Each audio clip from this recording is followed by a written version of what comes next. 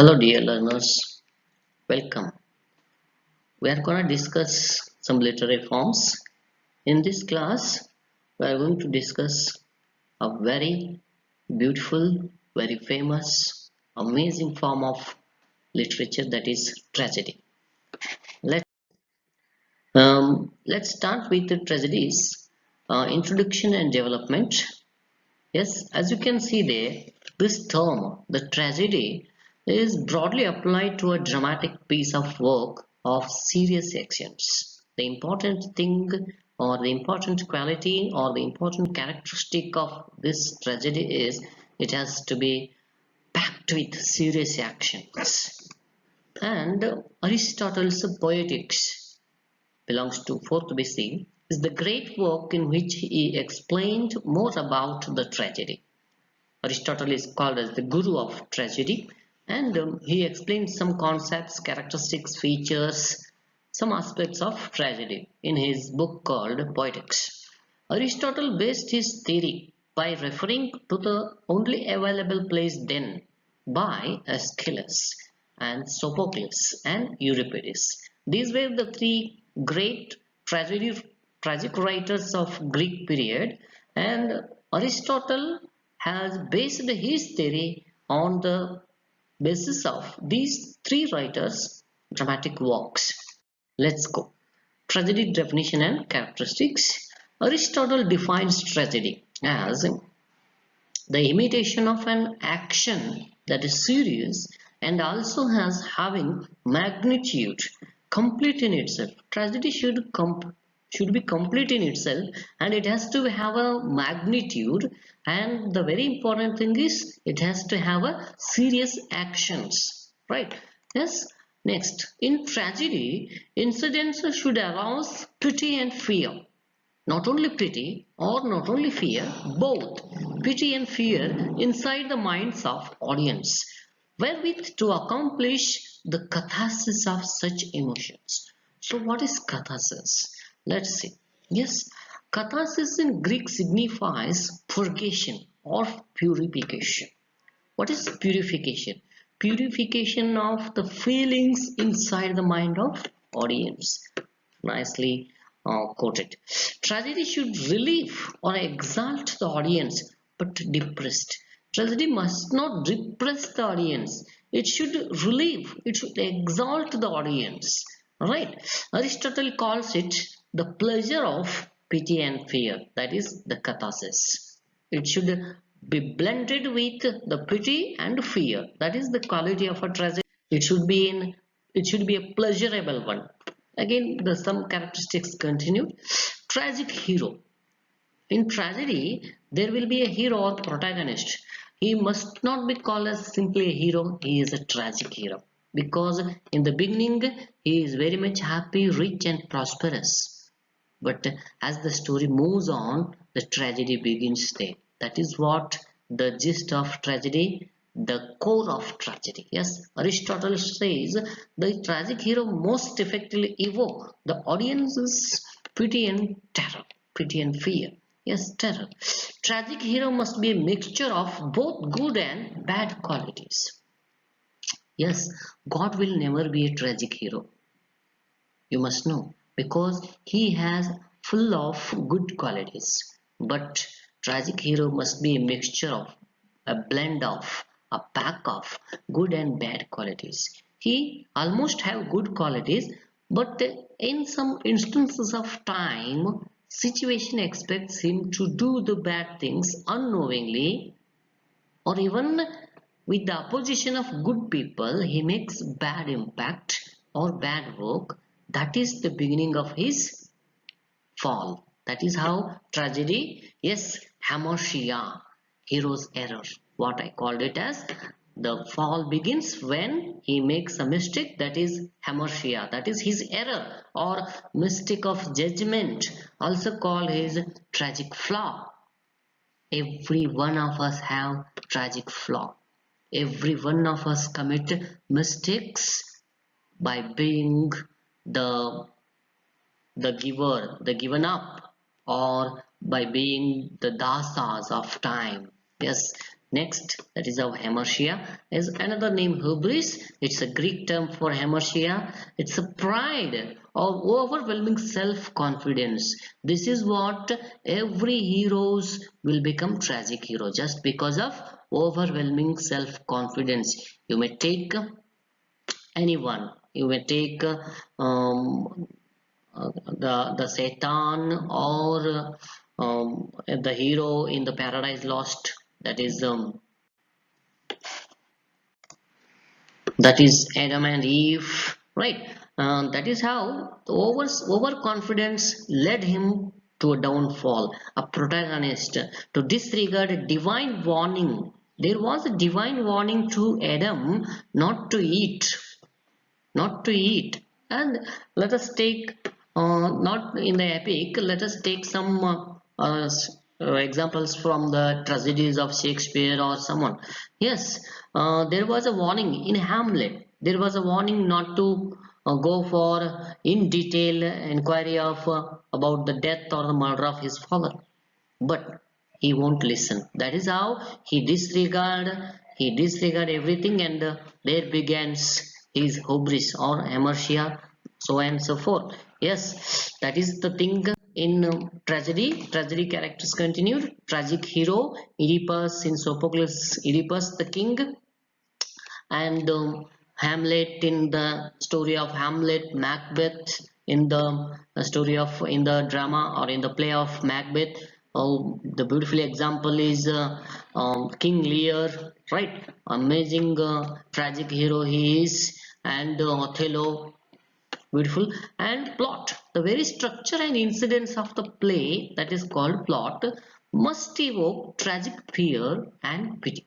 Tragic pity and fear, it should be like that. That is the what the quality of tragedy. Anagnosis anagnosis this is what discover of facts hitherto unknown to hero. Yes, hero commits mistake unknowingly, but when he comes to know the facts, that situation, that fact, that aspect is called as anagnosis in tragedy.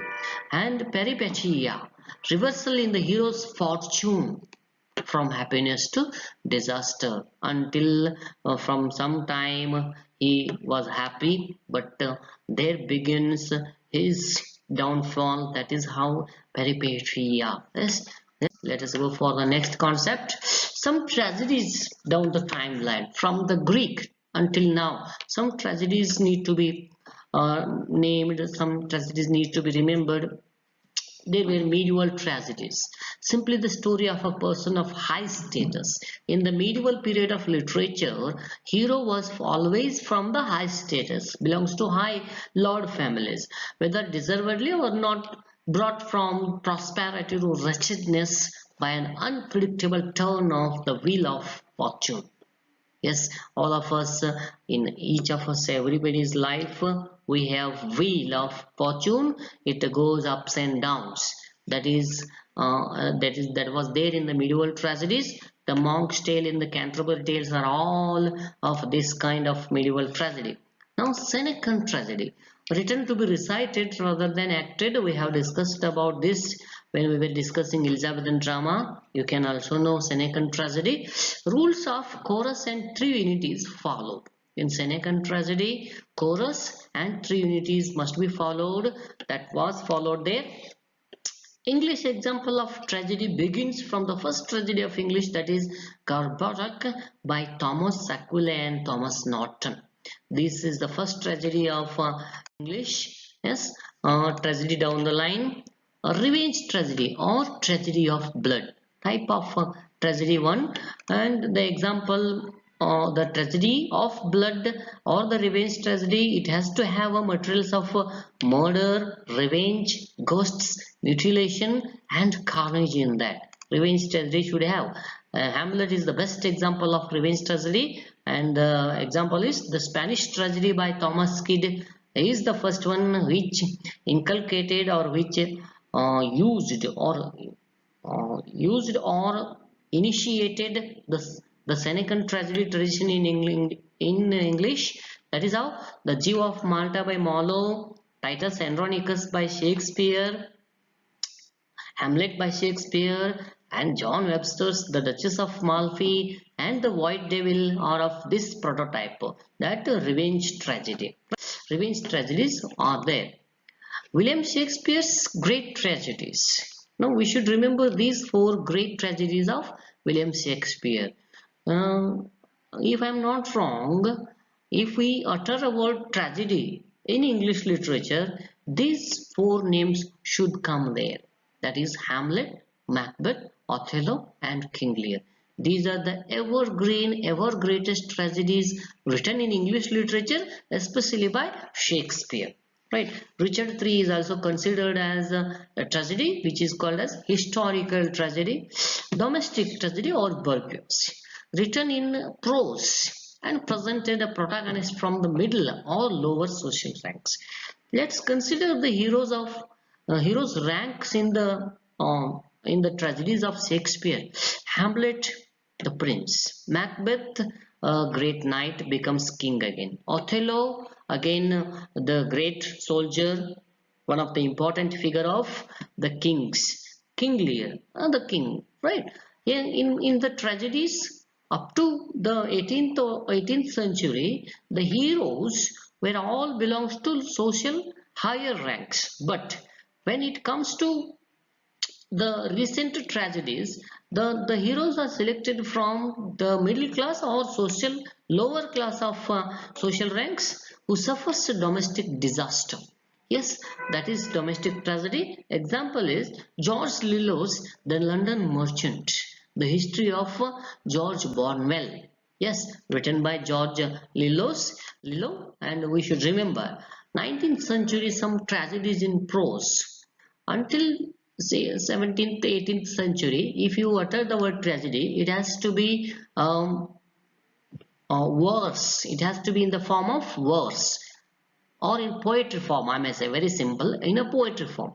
But from the beginning of the 20th century or the end of 19th century, tragedies were written in prose as well. Means in the long verse, in the long form of narrative, the tragedies started to be written. Yes, hero selected from middle class or even the working class, written in prose.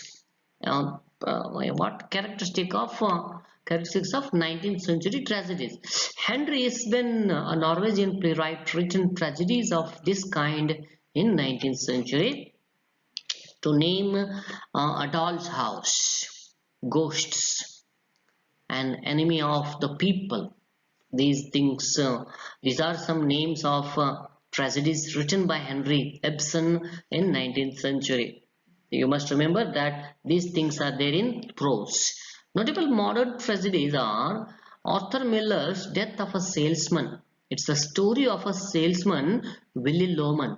Amazing American play, American tragedy, American writer, that is Arthur Miller, written Death of a Salesman, a best notable tragedy. T.S. Eliot's recent 20th century tragedy, Murder in the Cathedral, is also a notable tragic drama in the history of literature. Yes, we can say more and more about tragedies because Shakespeare and other people in the Elizabethan period made the tragedy a golden piece of work of art. So, like that, we can discuss non-stoppable, unstoppable discussion about tragedies if we go on learning tragedies in particular. So let's wind up about something about a tragedy, and that is how you can refer the books there, Abraham's Glossary of Literary Terms and other books, and you can also search for tragedy in online as well. Thank you for listening. Thank you for watching. Keep rocking, keep reading, keep listening. Thank you.